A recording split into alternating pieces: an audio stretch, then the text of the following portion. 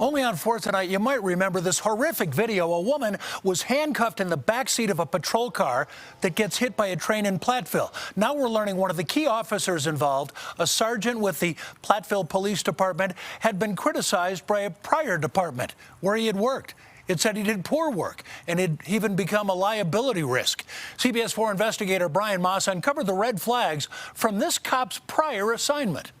Turn around. Platteville Police Sergeant Pablo Vasquez made this felony stop last month of a woman suspected in a road rage incident.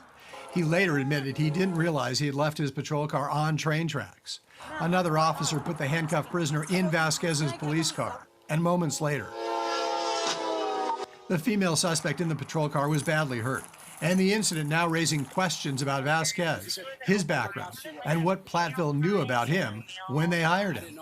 We've learned before Platteville, Vasquez was a sergeant with the Federal Heights Police Department. Records obtained by CBS 4 show that in 2019 and 2020, Vasquez was the subject of 5 internal affairs investigations, 2 of them initiated by fellow officers. In one case, an officer blew the whistle on Vasquez for a lack of radio awareness, rarely knows where his officers are and what kind of call they are on.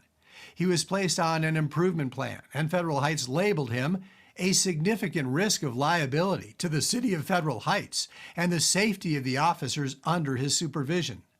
In his 2019 yearly evaluation, supervisors rated his quality of work as poor. But before he completed his performance improvement plan with Federal Heights Police, he resigned and was then hired immediately by Platteville. So did Platteville Police know about these issues when they hired Vasquez? And what kind of background check did they do? Platteville's Police Chief Carl Dwyer told CBS 4, Platteville conducts a standard background check that inquires into an applicant's prior employment history and criminal record. But Dwyer has not said if that check revealed the negative information from the Federal Heights Police Department. Greg Smith with the Institute for Law Enforcement Administration says smaller departments like Platteville are usually limited on their background checks.